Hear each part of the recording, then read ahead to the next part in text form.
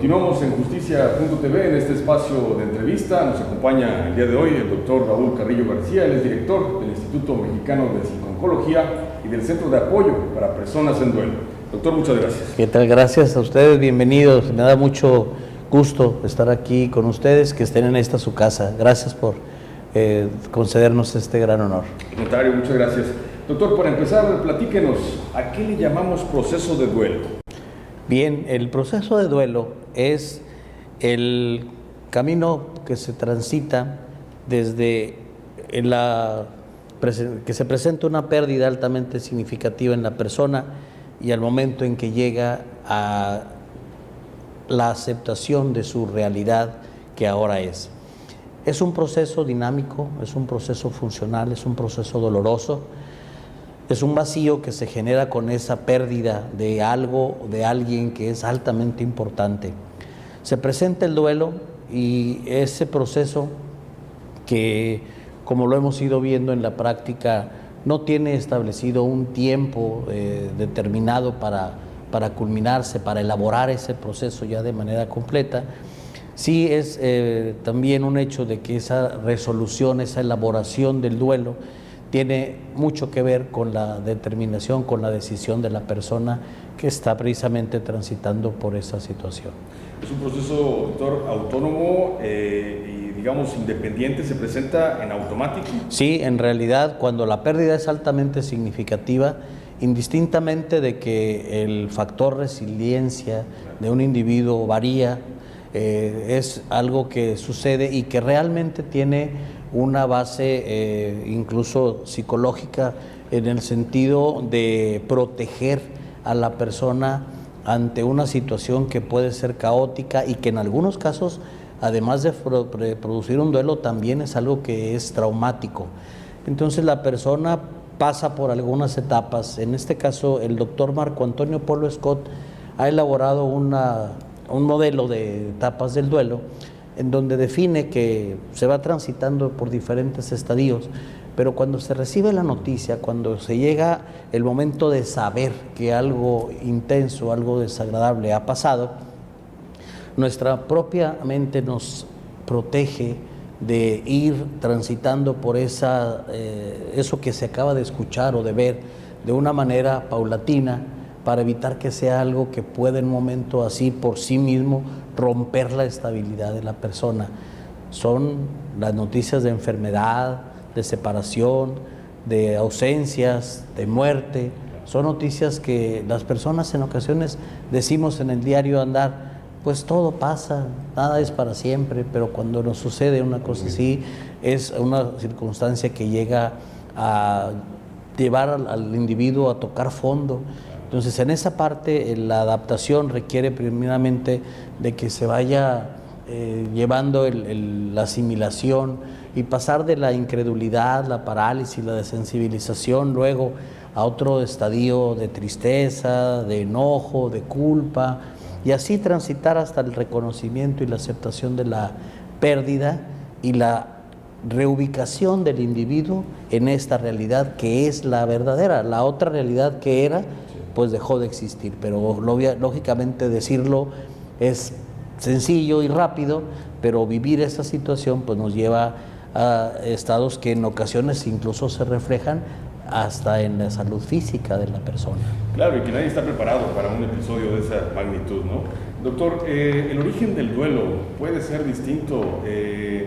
Supongamos que una persona se entera del fallecimiento de una persona por causas naturales, pero ¿qué ocurriría si fuera por un hecho delictivo, por algo provocado por alguien más? ¿Qué diferencias tiene este tipo de duelo cuando es algo que, bueno, tenemos que entender lo que es un proceso natural y por el otro lado cuando es provocado por alguien, sí, por el daño de alguien? Me parece muy interesante esto que comentas, porque bueno, aunque sea una situación natural, claro, esperada, eso no le quita el ingrediente de dolor, de tristeza, de impotencia que suele sentirse. Y en el caso de lo que mencionas, un elemento que me parece fundamental es lo súbito, lo intempestivo, lo repentino de una situación así absolutamente inesperada, y que realmente, dependiendo de cómo se presente ese hecho, pues puede ser que sea delante de mí o puede ser que me tocó ver algo de lo que, o escuchar algo de lo que estuvo sucediendo y que realmente, y bueno, que me pudo haber pasado a mí también, ¿no? En la parte de que te decía de lo traumático que puede ser esa experiencia para la persona, y yo creo que eso de lo intempestivo, lo súbito, le da un elemento muy específico cuando el hecho se presenta así, distinto a lo natural. Muy bien, en ese sentido entonces, bueno, y ya hablando un poquito de la tanatología, doctor, ¿cómo interviene esta disciplina, esta ciencia, para ayudarle a los seres queridos a entender esa pérdida, pero sobre todo también a otorgar el perdón a la persona que provocó esa pérdida? Sí, aquí yéndonos a la raíz etimológica de la tanatología, sí, hablaríamos de thanatos, muerte, logos, estudio, sentido, tratado. El punto medular aquí es que al hablar de la muerte, sí, necesariamente estamos hablando de vida y viceversa. Hablar de la vida implica hablar de la muerte. Claro. La tanatología que nosotros practicamos y que es propuesta, impulsada por el doctor Marco Antonio Polo Scott, es una tanatología que, a diferencia de otra visión que tiende a fijar el punto en un buen morir, esta tanatología esta visión de la tanatología trata de una vida con calidad, que la persona viva bien, que el tiempo que estemos en este plano sea de la mejor manera posible. Entonces, a través de esta ciencia se estudian los procesos de vida, de enfermedad, de muerte, pero poniéndole atención a lo que es, a la vida, poniéndole atención a la vida con calidad. Y entonces todo el conjunto de métodos, de técnicas que se utilizan son para tratar de que la persona que ha tenido una pérdida pueda transitar por ese proceso de duelo necesario, porque es el proceso adaptativo requerido, pero que lo transite lo más rápido posible, a su ritmo y a su tiempo siempre, pero ojalá que pueda ser pronto, lo más pronto posible, con el mínimo dolor posible también, y que siempre esa elaboración del proceso se haga con base en lo que la persona cree, en su fe, en su creencia. Si él a su ser superior le llama universo, cosmos, Dios, nada, que sea siempre en apego a su fe.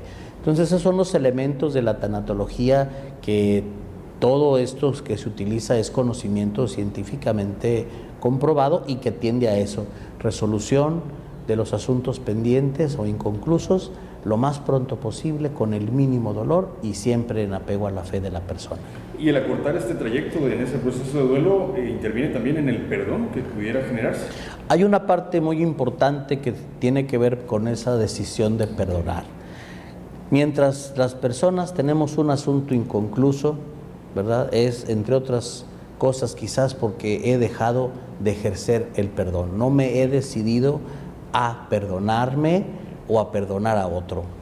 Y en un momento determinado, lo que he ido yo descubriendo en estos años en la intervención tanatológica es que precisamente cuando las personas tienen esa decisión y hacen un perdón, hay una descarga enorme, no se puede medir, no es cuantificable, no es mesurable, pero lo que me queda muy claro es que en ocasiones cuando se logra ese proceso de perdón, licenciado, las personas hacen un movimiento físico o un gesto de alivio, que al menos desde mi interpretación es quitarse un peso, una carga intensa y además muy lacerante. El perdón me parece que es algo sumamente necesario en la elaboración de determinados procesos de duelo, porque bueno, en un momento dado se transita por un duelo y a lo mejor no hay necesidad de perdonar a alguien quizás, pero en algunos otros casos, cuando se trata de la separación de alguien, cuando se trata de algo que una persona hizo o dejó de hacer, pues está por ahí pendiente el hecho de aceptar perdonar a esa persona. Claro. Y en el perdón, ¿verdad? Aquí hay una parte que muchas de las veces se confunde con que al perdonar las personas olvidamos, y yo estoy en desacuerdo de ello. Yo más bien considero que el perdón nada tiene que ver con que se olvide, no se nos va a olvidar a la persona, simple y sencillamente al perdonar nos vamos a cambiar de referente, vamos a poder ver, percibir e interpretar las cosas de una manera distinta. no desde el coraje, no desde el enojo, no desde el dolor, sino quizás desde la calma, desde la paz, desde la circunstancia armonizante en mí que se produce como consecuencia de descargarme de eso que llevo ahí en mí y que pues realmente pareciera que es innecesario, pareciera que si tuvo su razón en algún momento, pues tal vez ahora me estorbe más de lo que me es útil. Claro, doctor, hablando de la justicia, que es el punto medular que nos interesa en justicia.tv, ¿cómo contribuye el duelo y el perdón, estas dos grandes figuras, en la justicia restaurativa? Creo que el enfoque restaurativo hace un punto muy trascendental en esto de la aplicación de la justicia.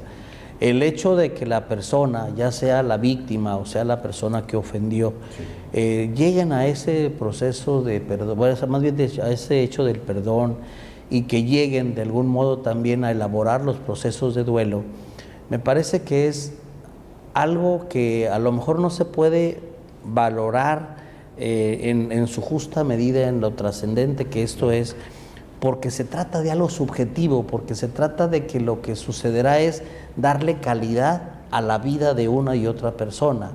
Y eso no es a lo mejor así visible, como decir, mira, pues ahora tiene, no sé, un sillón, ahora tiene dos. No sé, no es algo que se haga de ese modo, pero que lleva a una paz a la persona, lo lleva a una tranquilidad, y donde en el trabajo tanatológico, en la intervención, pues a mí me ha tocado estar en sesiones con personas que han sufrido algún tipo de abuso, algún maltrato, la muerte misma violenta de algún ser amado, y que en un momento determinado las personas transitan, elaboran sus procesos de duelo, logran despedirse de lo que es necesario o de quien es necesario despedirse, y entre otras cosas llegan a perdonar a la persona. En ocasiones ni siquiera la han conocido, en ocasiones ni siquiera saben, pero que no la conozcan así materialmente no significa que no se esté dando un odio, un rencor, un sentimiento de esa naturaleza,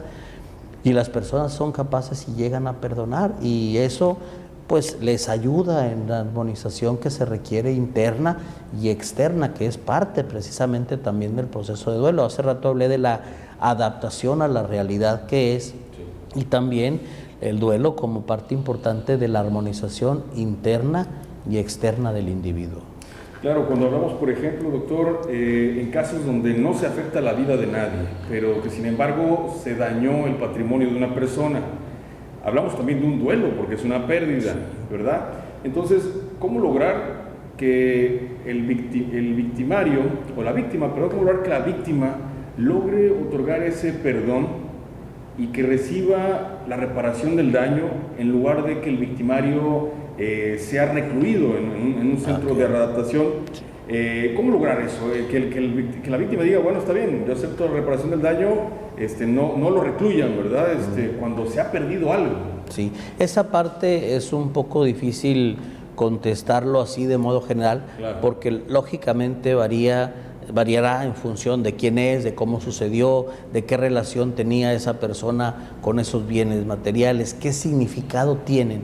Las personas hacemos apegos. Así es. Y le vamos dando un significado a las cosas, a las situaciones y a las personas. Le vamos dando un significado, tiene una parte simbólica esa cosa, situación o persona. Y entonces, para alguien perder un bien material, sí, es algo que puede ser completamente diferente a lo que sucede en el otro individuo, aunque pierda el mismo tipo de bien o algo, un bien semejante. Porque en esta parte no es tanto lo que el bien es como tal, o sea, no es lo que realmente es el bien, sino el significado que esto da. Personas que, por ejemplo, en algún momento determinado han perdido su casa por alguna situación, la que tú quieras, y que a raíz de esa pérdida de casa, ellos en una parte consciente dicen, bueno, pues ni modo, no es la casa, y así mucha gente la ha perdido, me ha tocado a mí ahora. Esa es una reflexión consciente. Sí.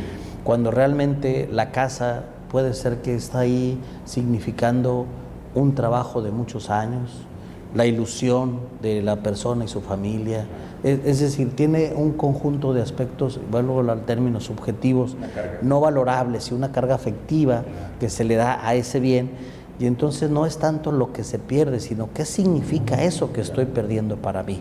Y eso es la parte que a veces nos queda un poquito oculta en la pérdida. Vemos la casa y a lo mejor hasta decimos, pues bueno, voy a hacer ahora lo necesario para tener otra casa, ¿verdad? Pero el punto aquí es que la casa del ejemplo 1 y la 2 son dos cosas completamente diferentes. Mi tiempo de una y de otra es diferente, la visión de una y de otra es completamente distinta también.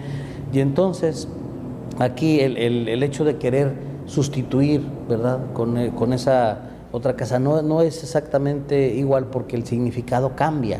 Claro. La parte simbólica del bien se ha modificado. Y entonces, en esta parte, volviendo a la pregunta, sería, bueno, ¿qué significa en realidad lo que el sujeto ha perdido? Porque, por ejemplo, también, no hablando de cosas ni hablando de personas, hablando de situaciones, cuando una persona pierde su trabajo, cuando es despedida, ya sea justa o injustamente, como quiera que sea el despido, en esa parte también del derecho, ¿verdad?, donde se requiere el acuerdo mutuo de patrón y de trabajador, sí. La cuestión es, pues está bien, perdí el trabajo, pero no es quizás tanto el trabajo, sino qué significa para mí ese trabajo. Y a veces no logro apreciar que me es tan significativo mi trabajo, que incluso es por mi trabajo por lo que la gente reconoce a la persona. O sea, es el trabajo de la persona lo que le hace, ¿verdad? Quizás no saben cómo se llama, pero saben que es un extraordinario médico. No saben ni cómo se llama o si se vive, con quién vive, pero saben que es un magnífico mecánico. Y entonces el trabajo le da el significado, ¿verdad? Y hasta la propia interpretación que otros tienen de la persona. Así es. Muy bien. Alan, pues entra mucho el ruido de afuera, ¿no? ¿No? Bueno, no, está bien. Pues sí, continuamos. Ok. Pero voy bien así como vamos. Sí, doctor. Sí, aprovecho el paréntesis porque también me quedo así, estoy, vamos de... Ok. Está bien, no se preocupe. Ya nada más continuamos con dos preguntitas y terminamos. Sí, está bien, lo que me ocupa es de que vayamos por el camino que tú quieres, no vende yo para los elotes y entonces sí. No se preocupe, está muy bien. Ok. Está muy bien, bueno, entonces seguimos adelante. Doctor, además del acompañamiento psicológico, terapéutico, ¿qué otros factores intervienen para que la víctima alcance la paz interior? Es decir, ¿cómo influimos amigos, familiares, vecinos, seres queridos? Maravillosa pregunta. Mira, esta parte creo que tiene que ver con la decisión del individuo. Hay dos redes de apoyo fundamentales en un proceso de duelo. Esas dos redes importantes de apoyo son la fe y la familia. Son factores indiscutiblemente valiosos cuando está la persona transitando por un duelo. El punto es que la familia, en ese amor, en esa compañía que da, solo está proveyendo ello, mas no hace algo que en el interior del sujeto se modifique. La familia es un factor fundamental. La fe del individuo igualmente, su cercanía con el ser superior, como quiera que le llame, sí, es muy importante. El detalle es que esa paz interior es un camino o es un punto al que la persona llega prácticamente solo. Él necesita decidir caminar hacia esa paz interior. Mientras la persona no decide hacerlo, eso va a quedar ahí pendiente, postergado, incluso quizás hasta sea tema que se tiende a evitar, que se tiende a evadir, porque prefiero dejar de hablar de eso ahorita, y entre otras cosas porque me está generando mucha molestia o mucho dolor, y mejor lo voy así como que posponiendo, postergando, y dejo de hacer algo en mí.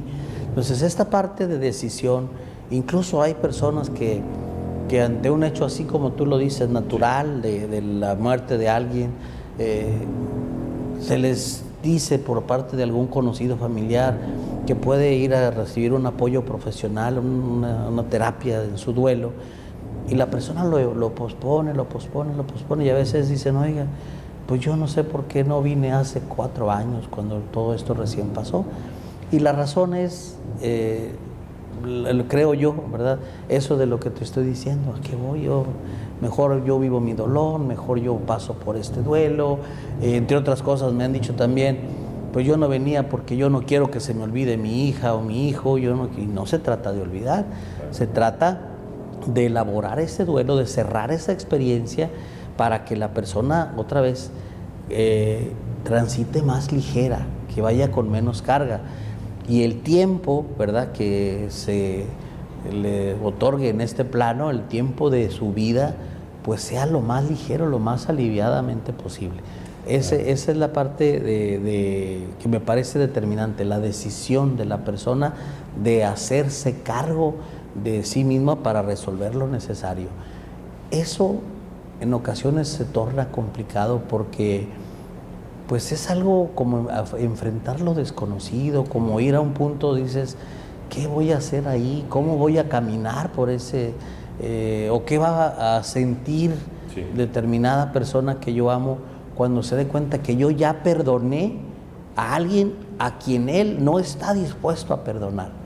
Sí, entonces ese tipo de factores se dan y bueno, hay en algunos casos que me ha tocado a mí atender situaciones de este tipo en donde, por ejemplo, 2 o 3 hermanos están perfectamente dispuestos y hacen su proceso de elaborar y todo ello para llegar al perdón de alguien, pero dice, pero sabes que mi hermana o mi hermano o mi mamá, ellos no quieren, ellos están allá y están negados, es uno de los términos que utilizan, a iniciar ese proceso porque ellos así están en esa decisión de quedarse con esa parte, y que yo en realidad no sé cómo les hace sentir, pero sí creo comprender que es tan doloroso, tan hiriente, tan devastador, que pues es difícil tomar esa decisión en una situación. Cuando lo ves desde afuera, a veces hasta pregunto, pues ¿por qué a lo mejor las personas no hacen determinada cosa?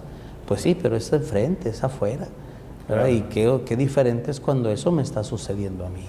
Así es, excelente, doctor. Ya para terminar, una acción que atenta contra la civilidad, un acto delictivo, no solamente ofende a la víctima, sabemos que ofende al propio ofensor, ¿sí?, pero también a la sociedad.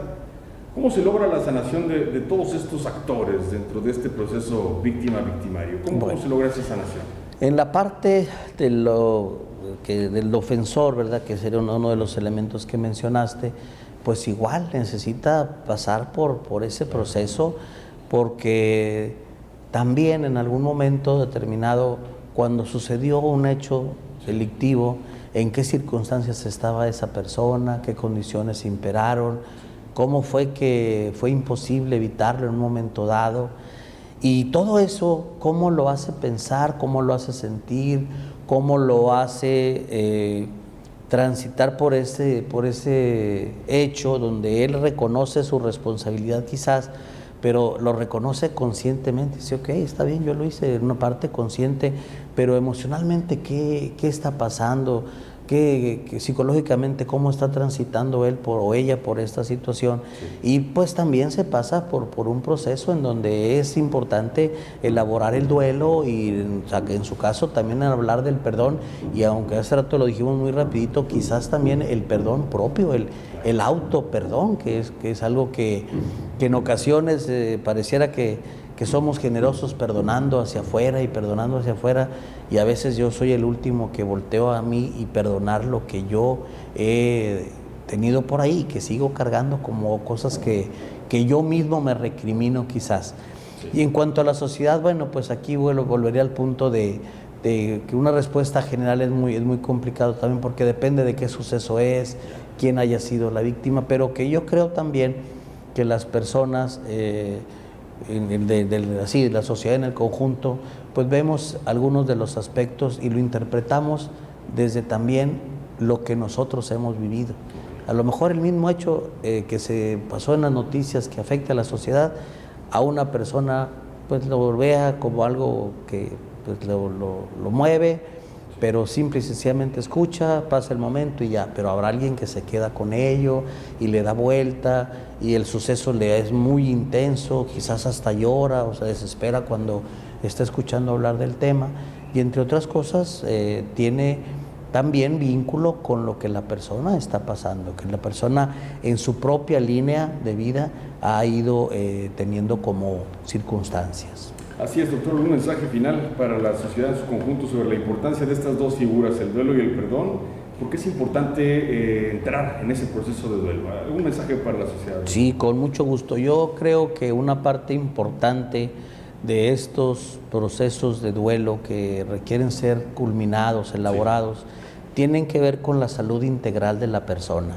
Muy bien. Emoción que la mente no es capaz de manejar tiende a bajar al cuerpo, como lo refiere el propio doctor Paul Scott en alguno de sus escritos, de lo cual yo estoy convencido, y entonces esa parte psicosomática de la enfermedad que en ocasiones lleva incluso hasta la muerte, es muchas veces relacionada con ese tipo de situaciones de haberme negado a perdonar, de llevar cargando lo que ya es innecesario cargar, y que hay elementos, hay todo este conjunto, decía yo al principio, de métodos y de técnicas que son científicamente comprobados y que están ahí para el bienestar de la comunidad, para que la persona haga uso de estos elementos de técnica y método para procesar sus duelos, y que pueda vivir de una mejor manera, que viva diferente, que tenga una forma distinta de ver la vida, de encontrarle el sentido a la vida.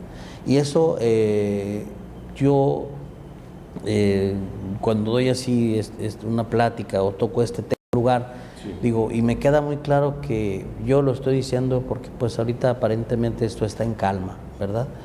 El detalle es que yo también lo digo con base en lo que he visto y he ido aprendiendo en personas que de verdad ante situaciones muy dolorosas, ante hechos que pareciera que nunca van a ser superados, lo deciden, hacen lo necesario, y con ese conjunto de métodos y técnicas van resolviendo, van elaborando y se van sintiendo mejor, duermen mejor, comen mejor, porque en el proceso de duelo es parte de lo que llega a pasar.